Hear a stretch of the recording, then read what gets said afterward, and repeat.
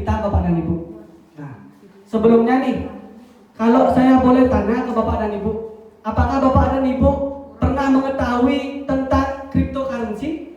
Nah, Atau aset digital dan lain sebagainya? nah. Oh, berarti pernah ya? Maksudnya kalau masih belum, di sini saya akan jelaskan secara garis besarnya saja apa sih itu cryptocurrency. Maksudnya biar kita menjalankan proyek ini, biar kita tahu apa sih yang kita jual gitu. Oke. Nah, kalau secara garis besarnya, saya bilang cryptocurrency itu sama halnya seperti emas, Bapak dan Ibu. Bayangkan saja adalah sebuah emas. Kalau cryptocurrency itu dia tidak ada wujudnya atau tidak ada bentuknya dia. Lebih bisa diakses melalui smartphone atau dunia digital. Makanya cryptocurrency atau aset digital dinamakan aset digital. Oke. Beda dengan emas. Kalau emas itu kita bisa melihat wujudnya. Sama halnya ada emas 1 gram, 2 gram, 3 gram dan lain sebagainya. Cryptocurrency pun juga sama. Cuman cryptocurrency itu lebih ke 0, sekian, 1 koin, 2 koin dan 3 koin. Kurang lebih sama.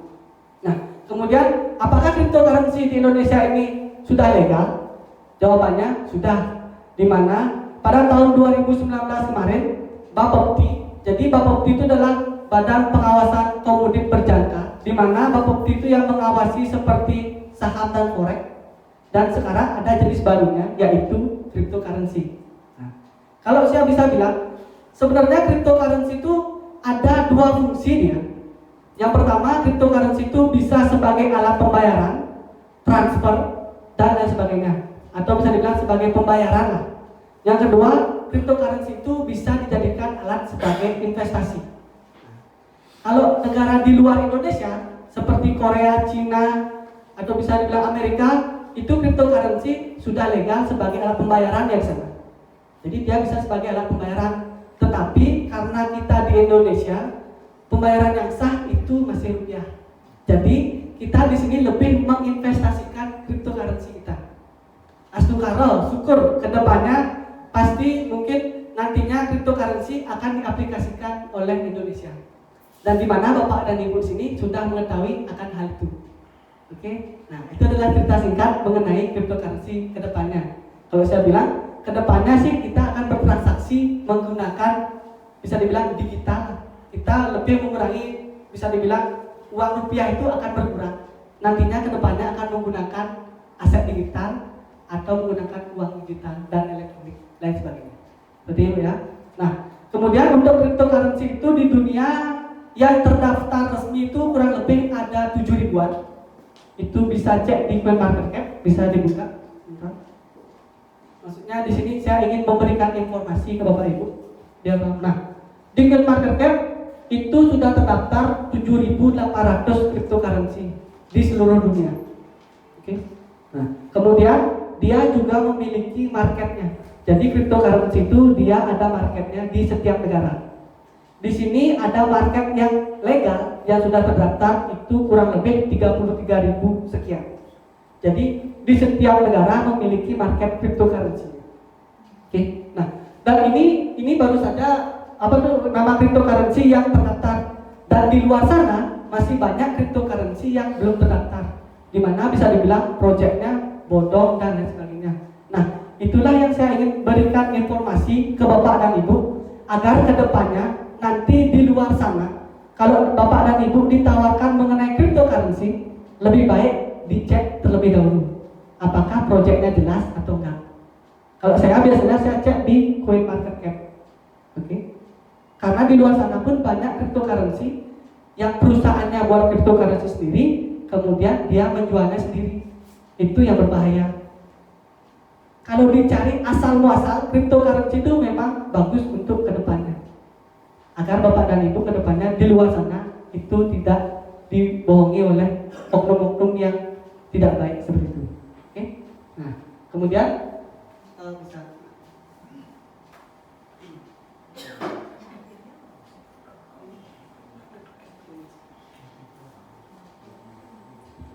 Nah, di sini saya akan menjelaskan salah satu cryptocurrency yang sedang kita kembangkan bernama Filecoin. Ini adalah salah satu cryptocurrency dari 7.000 cryptocurrency yang sudah terdaftar tadi di market.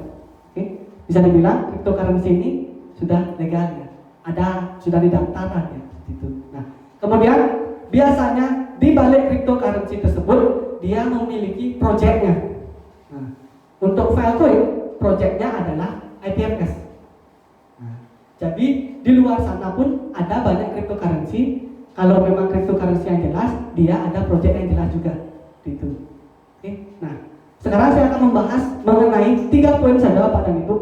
Yang pertama, apa itu teknologi IPFS? Yang kedua, apa itu mata uang cryptocurrency, Filecoin?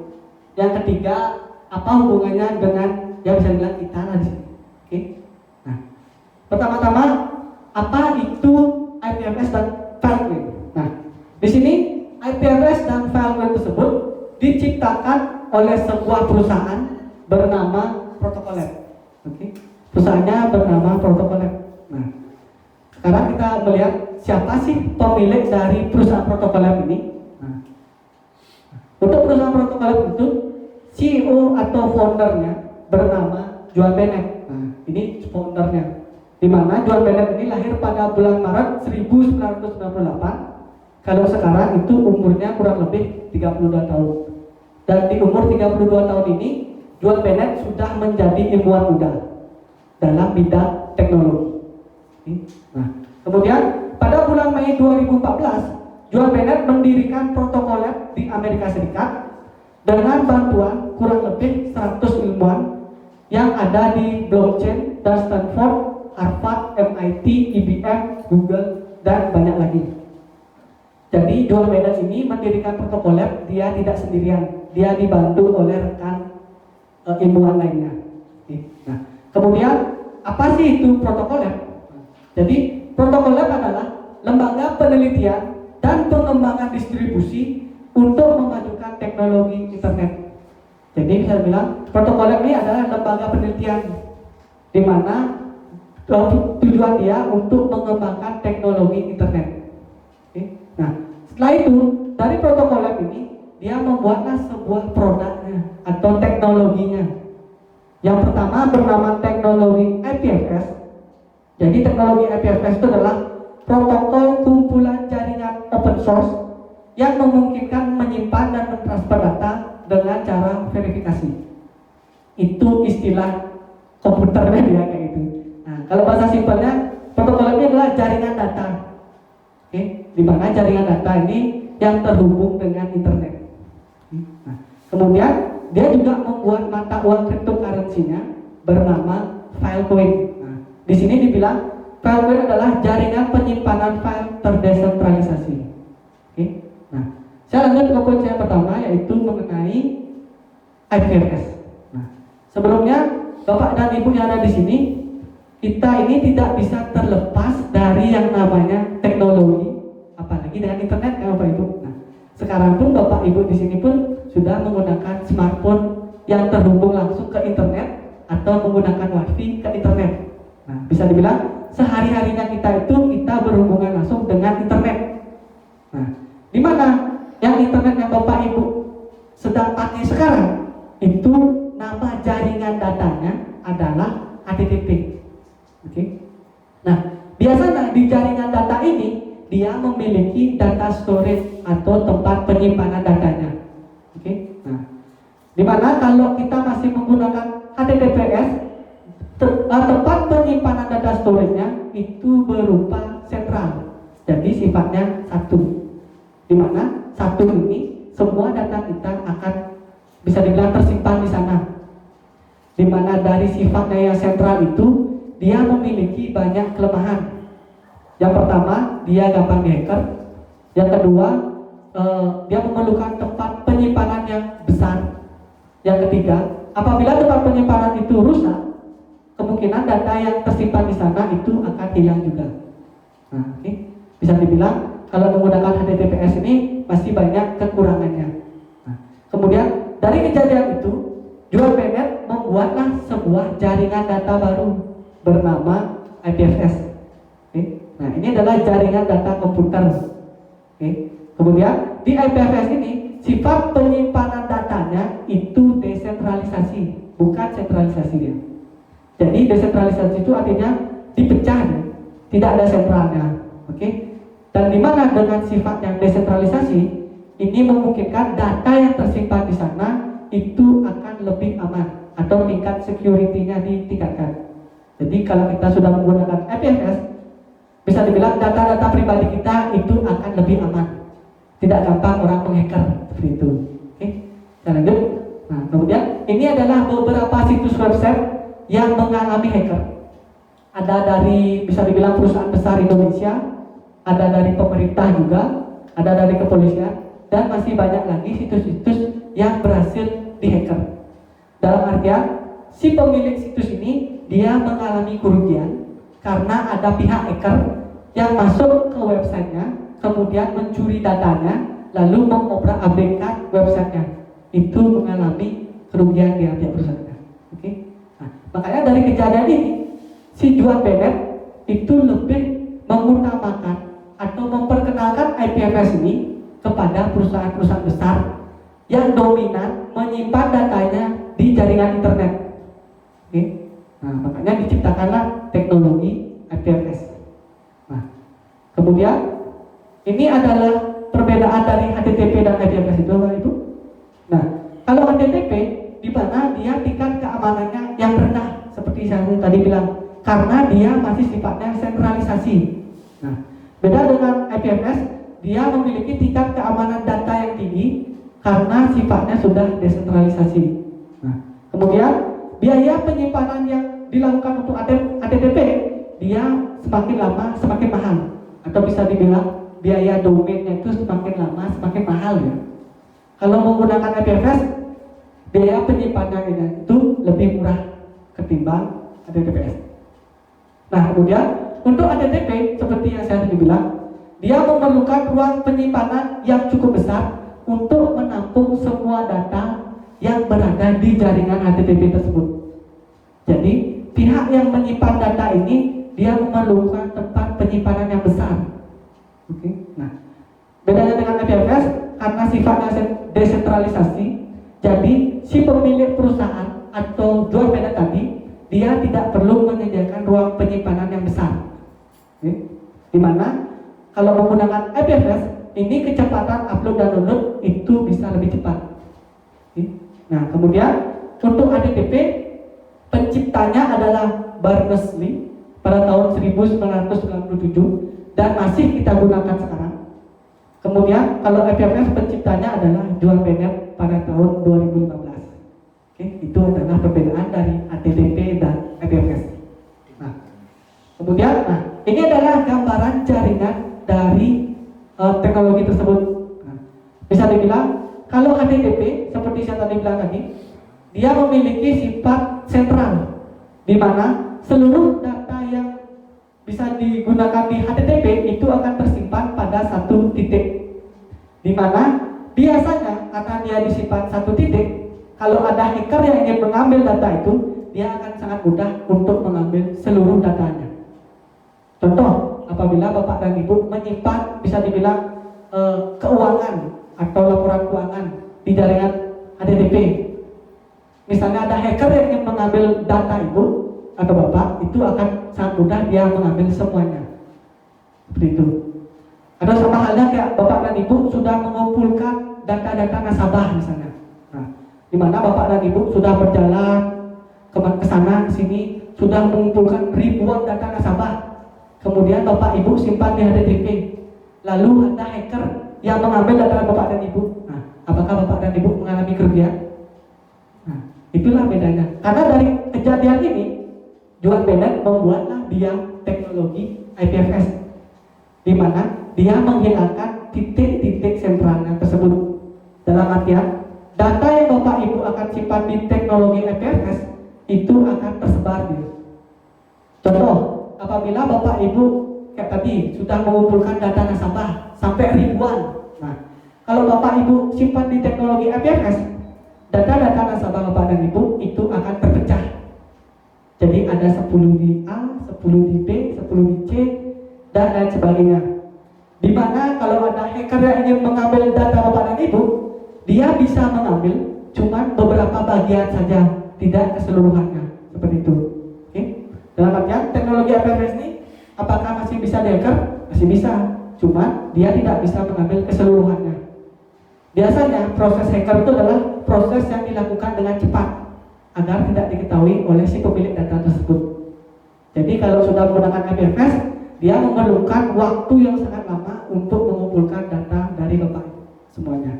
Seperti itu. Ini adalah gambaran dari teknologi jaringan IPFS. Nah, kemudian saya lanjut. Nah, ini ya. Sekarang pertanyaannya, apakah teknologi IPFS ini sudah digunakan? Jawabannya, sudah ada yang bisa menggunakan teknologi IPFS ini. Contoh di sini ada www.excel.org.ipfs.slash. Nah, di sini dia sebagai data storage. Nah, saya sudah mencoba ini, dia memang bisa menyimpan data IPFS. Tetapi ini free-nya atau kita dikasih gratis, yaitu cuma 2 GB saja. Sisanya kita disuruh bayar. Ini menggunakan Excel. Nah, kalau dari gambaran websitenya sudah ada juga, tetapi websitenya ini masih berupa website yang standar. Dia bukan dalam artian dia masih dalam proses untuk lebih baik website menggunakan teknologi IPFS tersebut. Nah, kenapa demikian? Karena dari Juan Bennett tadi dia lebih mengutamakan memperkenalkan proyek IPFS ini kepada perusahaan-perusahaan besar. Contoh, di sini dia sudah memperkenalkan kepada NASA, di mana NASA pun sudah bilang dia sudah menggunakan teknologi IPFS untuk menyimpan data pentingnya di sana. Kemudian juga ada Microsoft, ada BMW, ada Mozilla, ada Firefox, ada Jingdong, dan masih banyak lagi perusahaan yang sedang menguji coba dari teknologi IPFS ini. Jadi bisa dibilang Juan Bennett lebih mengutamakan perusahaan-perusahaan besar yang lebih mementingkan atau lebih memerlukan tempat penyimpanan data yang lebih aman untuk menyimpan data rahasia perusahaan tersebut di teknologi IPFS. Nah, kalau saya bisa bilang, kalau perusahaan ini semua sudah setuju untuk menggunakan IPFS, kita di sini kan sebagai user, kita mengikuti apa yang digunakan dalam perusahaan tersebut. Contoh, Bapak dan Ibu menggunakan WhatsApp. Kalau dari perusahaan WhatsApp-nya sudah menggunakan IPFS, otomatis kita sebagai user juga akan menggunakan IPFS tersebut. Jadi kalau saya bisa bilang, mau tidak mau, kedepannya IPFS ini pasti akan dipergunakan. Tidak bisa langsung berganti, enggak. Dia memerlukan beberapa step untuk mengaplikasikan IPFS ini ke seluruh dunia nantinya. Seperti itu. Ini adalah gambaran dari teknologi IPFS atau gambaran dari internet masa depan yang akan Bapak Ibu gunakan nantinya. Oke? Nah, sebelum saya lanjut mengenai Filecoin, apakah ada pertanyaan mengenai teknologi IPFS ini? Coba Ibu. Oke? Gak apa, nanti kan kita sama-sama belajar Pak.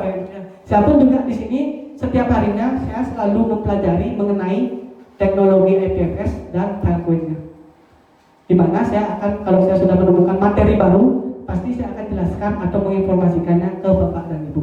Oke? Nah, itulah adalah gambaran dari teknologi IPFS-nya Bapak Ibu. Nah, kemudian saya lanjut mengenai mata uang digital bernama Filecoin. Oke? Nah, apa sih hubungannya IPFS dengan Filecoin tersebut? Nah, jadi saya pernah baca ceritanya Juan Bennett. Dia pernah bilang kalau dalam teknologi IPFS ini memang sudah bagus. Nah, teknologinya sudah bagus, tingkat keamanannya juga sudah bagus. Nah, tetapi si protokol itu dia memiliki satu kendala saja. Kendalanya itu adalah keuangan. Nah, si protokol itu dia tidak memiliki uang yang banyak untuk mengaplikasikan teknologi IPFS itu. Nah, sehingga dari dia minimnya dana, dia membuatlah sebuah mata uang digital bernama cryptocurrency Filecoin.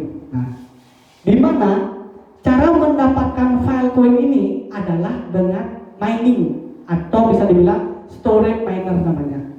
Jadi orang-orang yang memiliki tempat penyimpanan data nganggur. Nah, istilahnya dia bilang nganggur, di mana tempat penyimpanan data yang nganggur ini bisa kita aplikasikan di teknologi IPFS, lalu kita mendapatkan upah berupa Filecoin. Nah, itu adalah gambaran dari awalnya dibuat Filecoin. Nah, makanya di sini dibilang Filecoin adalah solusi penyimpanan terdesentralisasi menggunakan blockchain atau cryptocurrency tadi untuk mengkoordinasikan jaringan penyimpanan peer-to-peer. Peer-to-peer ini adalah user ke user. Nah, dari cerita itu dibuatlah Filecoin. Nah, lalu lanjut di sini. Nah, Filecoin hadir untuk pengembangan jaringan IPFS sebagai alat pembayaran atau kompensasi bagi penyedia data storage yang berada di jaringan IPFS. Nah, jadi Bapak Ibu semuanya di sini pun kita bisa memilih atau membuat data storage kita sendiri. Tetapi untuk membuat data storage sendiri ini banyak kriterianya. Oke. Nah, kemudian Filecoin juga memfasilitasi pasar terbuka untuk menyimpan dan mengambil file yang dapat digunakan oleh siapa saja. Nah, di sini kan saya bilang siapa saja orang yang memiliki data storage nganggur bisa kita aplikasikan di teknologi IPFS, lalu kita dapat Filecoin, bisa. Tetapi ada kriterianya dia.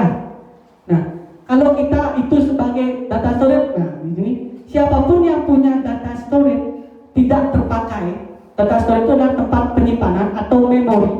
Nah, sama halnya kayak di laptop ini. Nah, saya contohkan.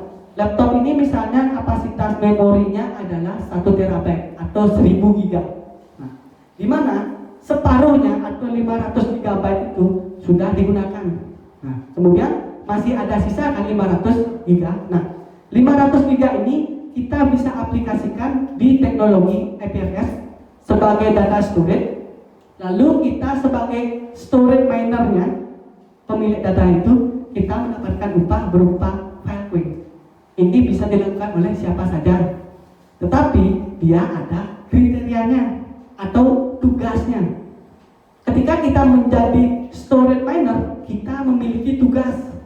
Yang pertama, kita itu harus menyediakan data storage untuk penyimpanan siapa? Untuk penyimpanan orang-orang yang berada di jaringan IPFS. Nah, seperti saya tadi bilang, jual beli itu dia tidak, atau bisa bilang dia tidak membuat atau membeli data storage, tidak. Dia lebih memberikan orang-orang yang berada di jaringan IPFS untuk memiliki data storage-nya masing-masing, seperti itu. Nah, ini adalah gambaran dari IPFS-nya. Nah, kemudian kalau kita itu menjadi data storage atau storage miner, kita memiliki tugas yang pertama menyediakan data storage. Yang kedua adalah memverifikasi integritas data klien.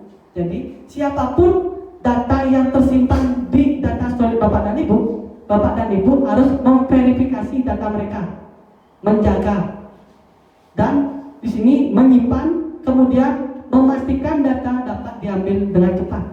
Nah, kalau saya bisa bilang, ya kita tahu di Indonesia ini kan untuk internet masih agak-agak ya, kadang-kadang mau, kadang-kadang enggak. Nah, kalau di Indonesia masih belum bisa dioperasikan mengenai data storage-nya. Tapi kalau di luar itu sudah banyak orang-orang yang membuat data storage-nya sendiri. Untuk apa? Untuk mendapatkan hasil dari Filecoin. Nah, ini adalah gambaran dari teknologi Filecoin tersebut. Ya. Saya lanjut. Nah, kemudian, ini adalah kelebihan dari Filecoin-nya. Yang pertama, Filecoin ini dibuat oleh Protocol Lab. Jadi Protocol Lab ini bukan perusahaan kecil. Ternyata Protocol Lab ini sudah sangat terkenal dalam pembuatan teknologi peer-to-peer atau teknologi user ke user. Di mana dia juga membuat teknologi seperti IPFS, LB peer-to-peer, ada IPLD, ada multi-format, dan CoinList. Jadi banyak teknologi yang dia sudah buat. Oke, lanjut. Nah, kelebihan Filecoin yang nomor 2 adalah Filecoin adalah koin di Amerika Serikat pertama yang mendapatkan izin resmi dari Bursa Efek Amerika. Jadi bahkan kalau saya bisa bilang, Bill Bitcoin pun itu belum mendapatkan izin resmi di bursa efeknya dia. Yang baru pertama sampai saat ini itu baru Filecoin saja. Gitu. Mungkin kedepannya akan diresmikan koin-koin lainnya, tapi yang pertama kali ini adalah Filecoin. Di mana Filecoin juga terdaftar di Coinbase atau bisa dibilang salah satu exchanger terbesar yang berada di Amerika Serikat. Oke. Jadi saya bilang di seluruh dunia tadi kan banyak exchangernya. Ada beberapa exchanger yang memiliki ranking paling besar atau peringkatnya nomor 1, 2, 3 dan lain sebagainya. Peringkat exchanger ini berdasarkan volume penjualan yang berada di exchanger tersebut. Kalau Coinbase ini adalah exchanger nomor 3 dunia ya. Nomor pertama itu dari Binance dari Cina, nomor 2 ada Huobi dari Korea, nomor 3 ada Coinbase dari Amerika. Bisa dibilang penjualan di exchanger itu sudah hampir ratusan triliun penjualan untuk koinnya. Jadi kalau saya bisa bilang di sini apabila Bapak dan Ibu memiliki Filecoin itu dengan sangat mudah Bapak Ibu bisa jual dimanapun. Apabila Bapak Ibu di Amerika bisa jual di Amerika, di Cina juga ada, di Korea juga ada, dan dimanapun seperti itu. Oke? Nah, kemudian saya lanjut. Nah, Filecoin merupakan proyek yang sangat dinanti-nantikan karena pada tahun 2017 di acara ICO, Filecoin berhasil memperoleh atau mengumpulkan dana sebanyak 257 juta dolar. Jadi pada tahun 2017 Filecoin ini hadir di acara ICO atau acara penggalian dananya, di mana biasanya setiap proyek cryptocurrency itu dia akan mendaftarkan dirinya di proyek ICO untuk mengumpulkan dananya. Oke. Nah, pada tahun 2017 yang membeli dana Filecoin itu masih berupa token dia, bukan koin aslinya. Jadi pada acara ICO kemarin pun yang diundang itu adalah para investor atau orang kaya dan pemerintah. Jadi banyak, bisa dibilang banyak orang-orang kaya yang sudah membeli Filecoin karena dia sudah melihat proyeknya jelas ke depannya, seperti itu. Sehingga dia terkumpul dana sampai 257 juta dolar atau kurang lebih berapa triliun kalau dirupiahkan, seperti itu. Nah, lanjut lagi. Nah, ini adalah histori atau harga dari Filecoin tersebut, Bapak Ibu. Nah, jadi pada tanggal 15 Oktober 2020 Filecoin sudah selesai mainnet. Mainnet ini adalah istilahnya pergantian dari token menjadi koin aslinya. Yang kita tahu sebelum mainnet itu pada tahun 2017. Jadi dari tahun 2017 sampai tahun 2020 orang-orang yang ingin memiliki Filecoin dia hanya bisa membeli tokennya saja, bukan koin aslinya. Nah, hingga pada tanggal 15 Oktober kemarin, token-token yang sudah dibeli oleh bisa dibilang investor itu dia berganti menjadi Filecoin aslinya, di mana dia bisa bebas menjualnya. Gitu. Atau kebanyakan kalau saya lihat investor-investor ini lagi menyimpan koinnya untuk dijual ke depannya. Jadi dia tidak menjualnya sekarang, dia menjual ke depannya. Di saat semua internet sudah menggunakan teknologi IPFS dan harga Filecoin pasti akan tinggi, begitu. Sehingga dia mendapatkan hasil yang berkali-kali lipat. Gitu. Oke? Nah, oke.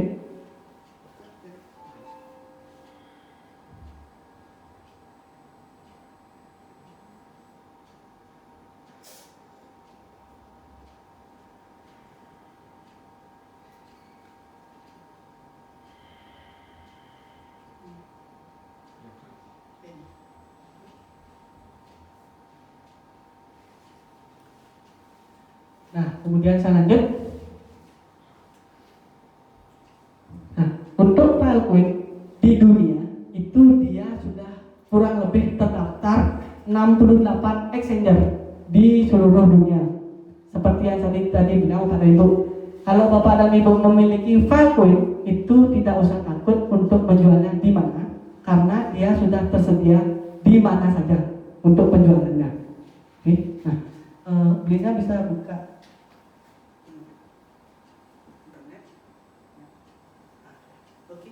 Nah, saya kembali lagi ke Coin Market Cap karena biasanya kalau saya bacain materi sesuai dengan faktanya.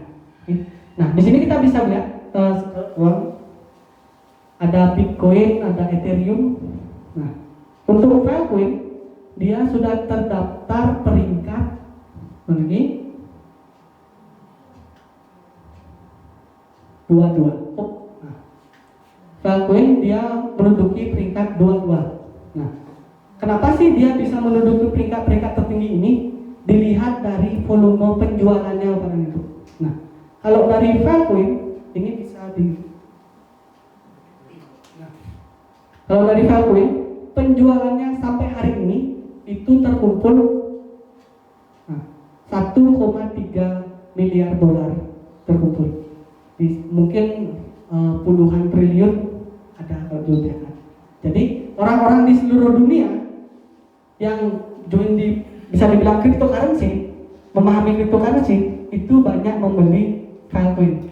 Salah satunya saya juga beli Filecoin sebagai alat untuk saya investasikan gitu. Nah, beda lagi kalau saya beli di market beda, nanti saya juga mining juga beda seperti itu. Nah, dimana kalau saya bisa bilang kalau saya bermain cryptocurrency, karena saya pun juga setiap harinya main cryptocurrency, itu ada beberapa koin yang memang saya mainkan sebentar lalu dapat hasil. Ada yang koin yang jangka panjang, salah satunya yaitu Filecoin. Jadi saya ada membeli beberapa koin untuk kedepannya gitu. Ini kalau bisa bilang buat trading sih ya. Seperti itu Ibu. Nah, bisa dibuka ini ya. Nah, kita bedah dari data-datanya. Nah, jadi kalau Filecoin ini dia sudah terjual sampai 1,3 miliar dolar. Kemudian untuk penjualan 24 jamnya atau satu harinya adalah 148 juta dolar. Jadi sudah triliunan dia penjualan harian. Jadi kalau bisa saya bilang orang-orang di seluruh dunia sedang membeli Filecoin sehingga total penjualannya adalah 148 juta per harinya. Makanya saya bilang Bapak dan Ibu kalau punya Filecoin jangan takut untuk menjualnya di mana, karena volume penjualannya dia pun juga besar. Jadi masih banyak orang-orang di sana yang ingin membeli Filecoin. Oke. Nah, ini adalah mengenai Filecoin-nya.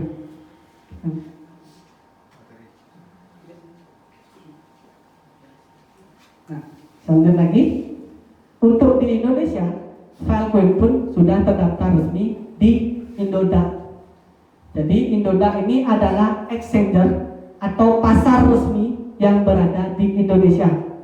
Nah, di mana kalau Bapak dan Ibu ingin membeli cryptocurrency bisa di Indodax.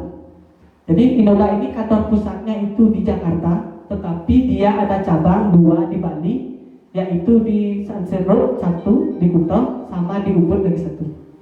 Jadi Indodax ini kalau saya bisa bilang sebagai money changer.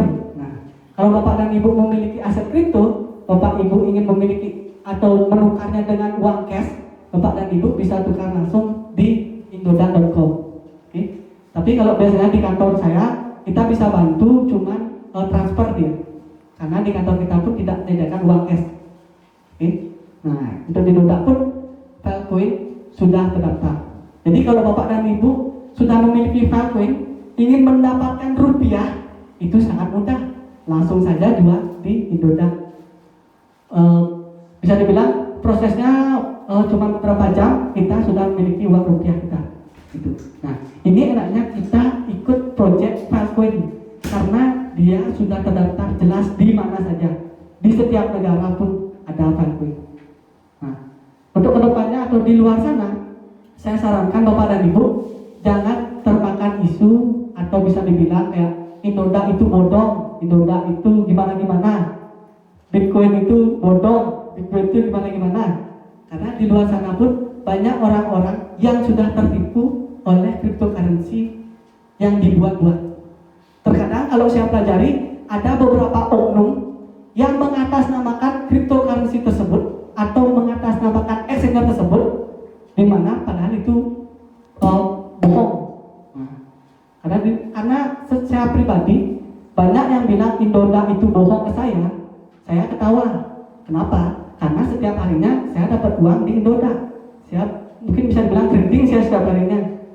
Kenapa bisa dibilang bohong? Sedangkan saya pun dapat uang harian dari Indodax tersebut.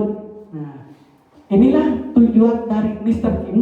Nah, Mr. Kim membuat sebuah kantor di Sanur. Itu kita sebut sebagai Cryptocurrency World Community. Nah, tujuan kita di awal atau tujuan utama kita adalah memberikan edukasi atau informasi mengenai cryptocurrency yang real. Di mana cryptocurrency yang real itu adalah bisa dibilang untuk aset investasi yang benar-benar bagus ke depannya. Agar bisa dibilang Bapak dan Ibu di sini di luar sana semoga tidak ditipu oleh bisa dibilang oknum-oknum yang mengatasnamakan cryptocurrency. Karena kalau dipelajari lebih detail, cryptocurrency itu memang benar-benar real. Oke? Nah, ini adalah sekedar untuk Bapak dan Ibu lebih berhati-hati untuk berinvestasi ke depannya. Kalau saya saranin Bapak dan Ibu jangan gelap mata dibilang karena bonusnya besar dan lain sebagainya, jangan. Lebih baik kita pelajari dari apa sih proyeknya dia. Seperti itu. Oke? Nah, saya lanjut lagi. Nah, untuk stok Filecoin di pasar itu jumlahnya adalah 2 miliar. Nah, jadi kalau saya bisa bilang setiap cryptocurrency dia memiliki stok atau jumlahnya terbatas. Jadi orang buat cryptocurrency dia buatnya berapapun dia bisa. Contoh, saya bisa buat cryptocurrency saya sendiri.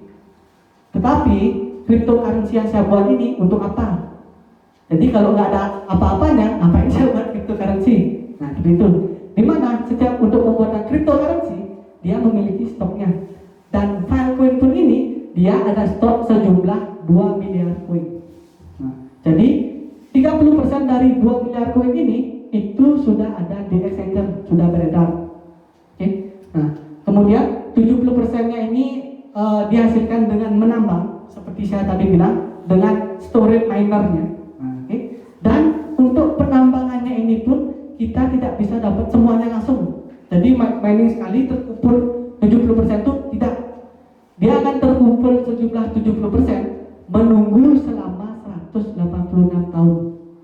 Jadi kalau saya bisa bilang proses mining itu adalah ada step by step-nya dia. Jadi tahun ini keluar koin berapa, tahun depan berapa, sampai sekian, sehingga dikalkulasikan selesai mining Filecoin itu sampai bisa dibilang 186 tahun ke depannya. Jadi project mining Filecoin ini adalah project sangat jangka panjang saya bilang. Seperti itu. Okay? Nah, saya lanjut lagi. Nah, kalau di sini dibilang dari 30% ini sebenarnya 15% itu ada di market, 10% itu dipegang oleh perusahaan, 5% ini bisa dibilang dipegang oleh para investor dan lain sebagainya. Jadi makanya dibilang 30% jumlahnya. Okay? Nah, saya lanjut lagi. Nah, ini adalah cara untuk mendapatkan Filecoin itu, Bapak dan Ibu. Nah, sebenarnya simpel aja, Bapak dan Ibu. Cara untuk mendapatkan cryptocurrency itu ada 2 cara. Yang pertama dengan membeli langsung di market. Kalau saya bisa bilang beli langsung di market ini istilahnya trading dia. Jadi tugas kita ini adalah membeli dan menjual. Beli di harga rendah, jual di harga tinggi. Itu adalah di trading card. Yang namanya trading adalah aktivitas dengan tingkat risiko tinggi. Kalau saya bisa saranin Bapak dan Ibu, kalau mau trading boleh, tapi lebih baik trading sendiri-sendiri saja. Karena kadang-kadang kalau trading intip itu bisa dibohongi atau trading robot juga ada dan banyak sebagainya. Kalau saya biasanya saya trading sendiri saya, gitu. Kemudian cara yang kedua adalah dengan mining Filecoin atau sebagai storage minernya tadi. Di mana mining Filecoin ini itu sampai 186 tahun ke depannya. Oke. Nah, jadi kalau saya bisa bilang, nah di sini adalah data yang saya ambil kurang lebih 2 bulan yang lalu. Nah, di sini pun sudah terdaftar bisa dibilang proyek-proyek data storage di seluruh dunia sudah terdaftar kurang lebih 700-an. Bahkan hari ini pun sudah bertambah 780-an. Jadi setiap waktunya proyek-proyek Filecoin ini akan bertambah di setiap negara. Itu. Nah, dan biasanya untuk membeli sebuah mesin mining Filecoin dia memerlukan Bisa dibilang sampai miliaran, bahkan sampai ratusan miliar untuk membuat sebuah data storage. Oke. Nah, kemudian dilanjutkan. Ini adalah kondisi lingkungan mining Filecoin yang optimal. Nah, jadi yang kita tahu mining itu ada dua kalau saya pelajari. Nah, yang pertama adalah mining Bitcoin dan mining Filecoin. Oke. Nah, kalau mining Bitcoin, nama mesinnya adalah graphic card. Jadi graphic card ini biasanya berada di komputer atau di handphone kita juga ada graphic card.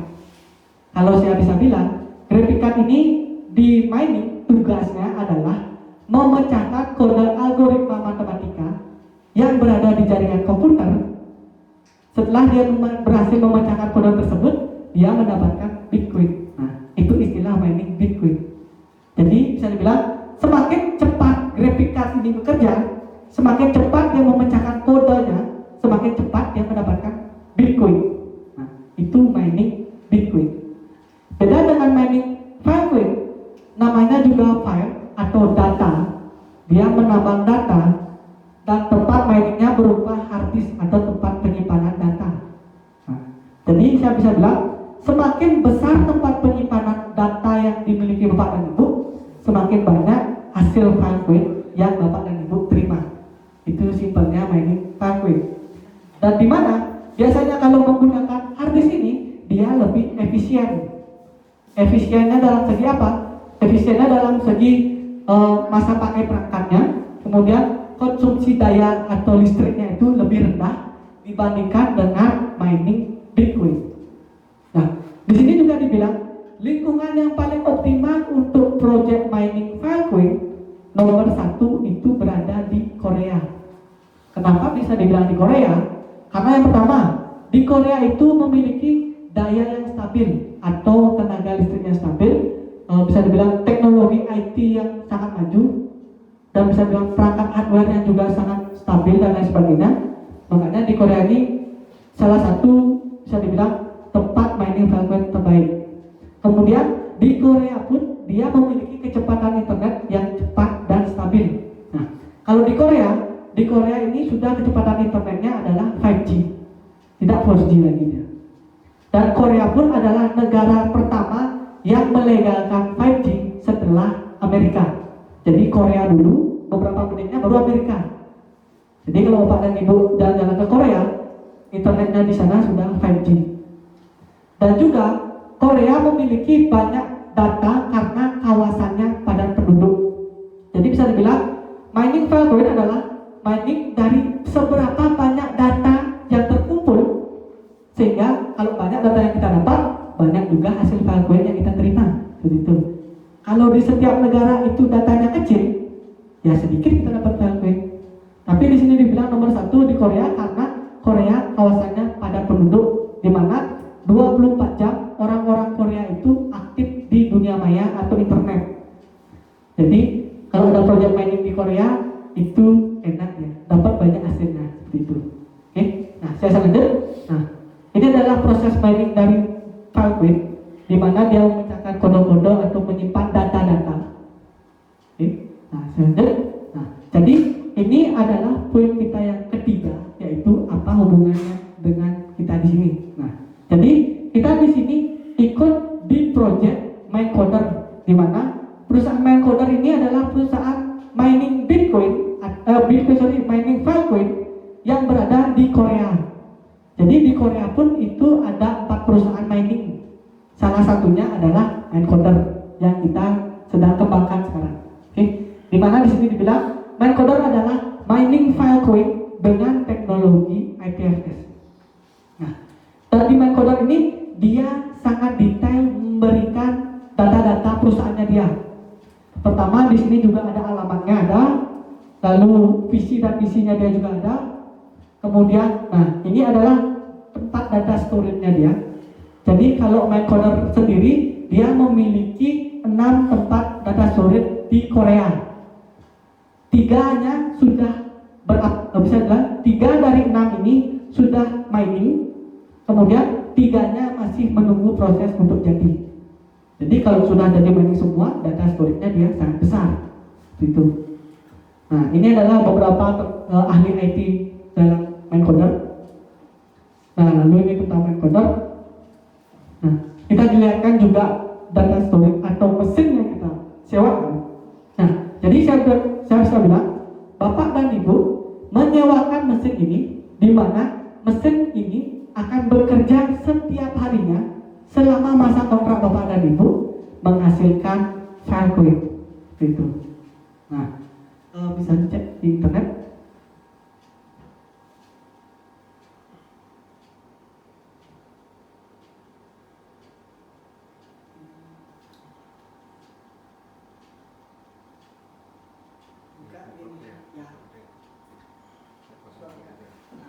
Sekarang kita cek apakah Mindcoder ini benar-benar terdaftar di project Filecoin.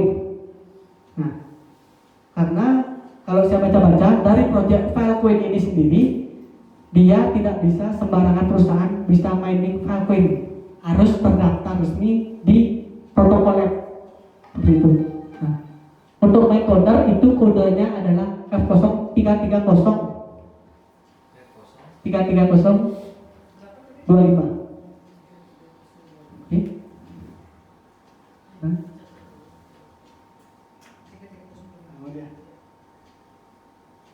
Oke. Nah, untuk Mindcoder sendiri dia sudah terdaftar resmi. Oke. Nah, di sini kalau saya bisa jelaskan mengenai datanya. Nah, jadi di Mindcoder itu hari ini dia sudah mendapatkan koin 1477 koin Filecoin.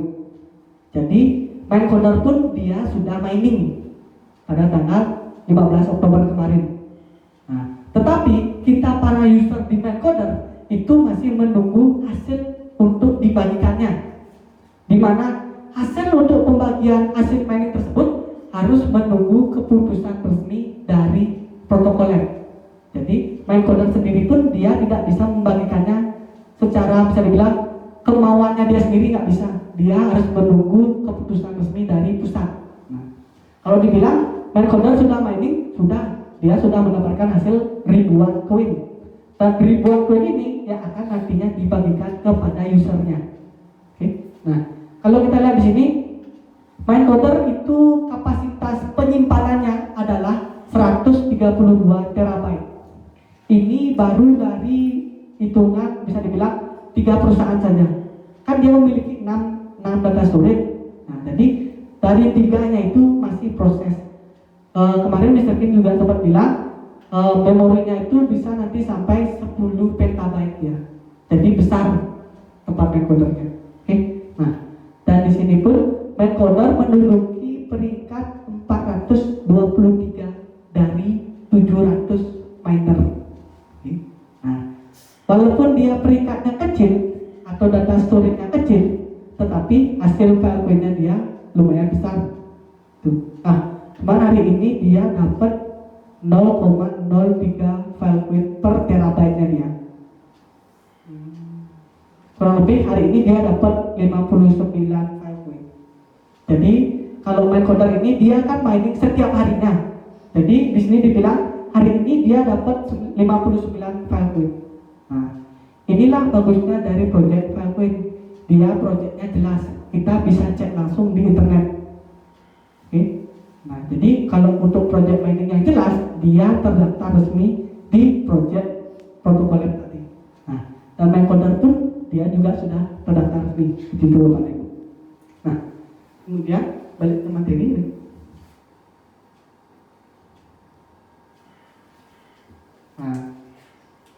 Nah, bisa di-play video ini. Dan di sini bos saya pun Mr. Kim. Nah, Mr. Kim ada di sini. Dia juga sudah mengecek dari perusahaan protokol lab itu.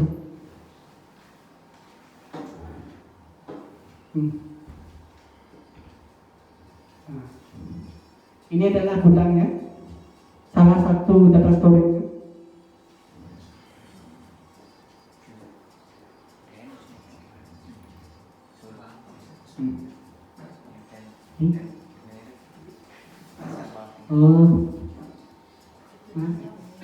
Nah, itu.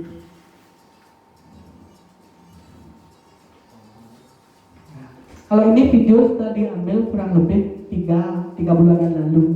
Dimana sekarang pun dia sudah mining. Nah, seperti Bapak Ibu lihat tadi, dia sudah mining.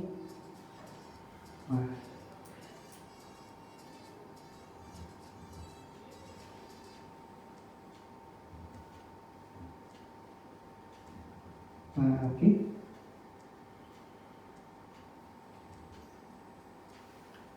Johnny with us.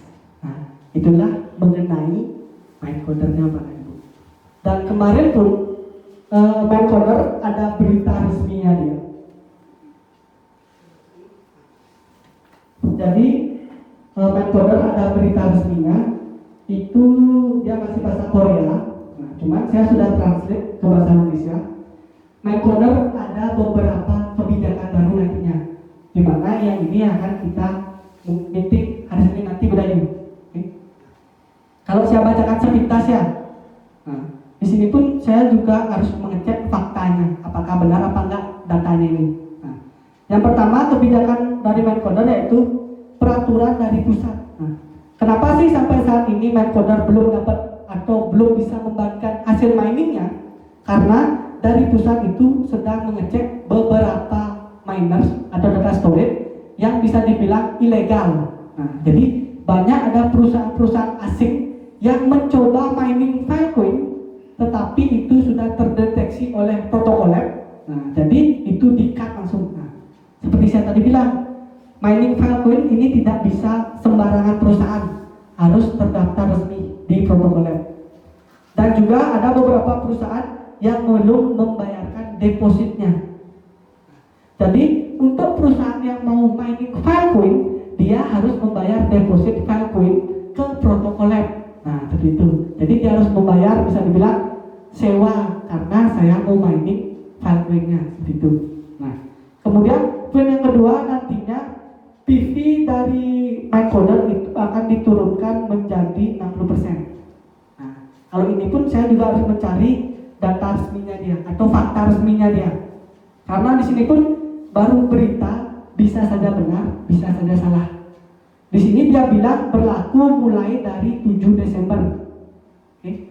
Poin yang ketiga adalah bonus roll up. Bonus roll up ini akan dibayarkan setelah slingshot fase 2. Jadi untuk project mining ini dia ada istilah slingshot. Jadi slingshot itu adalah step dari miner. Step slingshot pertama yaitu dari tanggal 15 Oktober kemarin sampai tanggal 3 Desember kemarin, itu fase satunya. Sekarang fase 2 adalah dari tanggal 3 Desember sampai Maret 2021. Jadi slingshot ini bisa dibilang lebih ke data storage-nya diperluas, seperti itu. Kalau bahasa umumnya itu, tapi di sini bahasanya agak baku ya, seperti itu. Kemudian saya lanjut, yang keempat, kebijakan Mindcoder yang keempat yang baru adalah setelah tanggal 7 Desember 2020, anggota akan mendapatkan hasil bersih mining yaitu 70%. Sisanya 10% untuk perusahaan dan 20%-nya nanti untuk leader atau bonus aktif kita. Jadi sudah dibagi sama dia. Kemudian yang kelima yaitu jumlah sewa dan masa kontrak diperpanjang. Jadi untuk Mindcoder sendiri itu kontrak resminya adalah 3 tahun atau 36 bulan, di mana akan diperpanjang menjadi 42 bulan. Jadi kalau orang-orang yang join kena promo, kalau promo kan pas 3 tahun. Jadi bisa dibilang yang kena promo adalah 6 tahun plus 6 bulan. Kalau yang nggak kena promo 3 tahun plus 6 bulan, diperpanjang sebenarnya. Kemudian kebijakan yang keenam adalah di sini untuk hasil mining atau pembagian hasil mining dari Filecoin itu kita terima mulai 1 Januari 2021. Nah, di sini pun saya tidak berani, maksudnya mengiyakan, karena saya kan juga harus melihat datanya, begitu. Di sini datanya ini bisa saja benar, bisa saja salah. Tapi kalau memang benar, wah, syukur kita semua sudah mendapatkan hasil Filecoin tanggal 1 Januari. Budayu dapat hasil Budayu. Nah, kemudian yang nomor 7 adalah di bulan Desember sebelum tanggal 6. Jadi kalau ada member di Mindcoder sebelum tanggal 6 Desember ini, sekarang kan berapa 5 ya? Oh besok terakhir. Nah, jadi sebelum besok, kalau Bapak dan Ibu ada yang join paket D4 sampai D6, itu akan mendapatkan bonus file coin pada bulan Desember ini. Jadi bonus mining atau hasil mining itu dapat Januari. Kemudian orang-orang yang join dari paket D4 sampai seterusnya atau sampai D6 itu dapat bonus file coin di bulan Desember. Tapi tanggalnya saya di sini nggak dibilang. Pokoknya pada bulan Desember yang join paket D4 atau sampai seterusnya itu dapat bonus file coin begitu. Oke?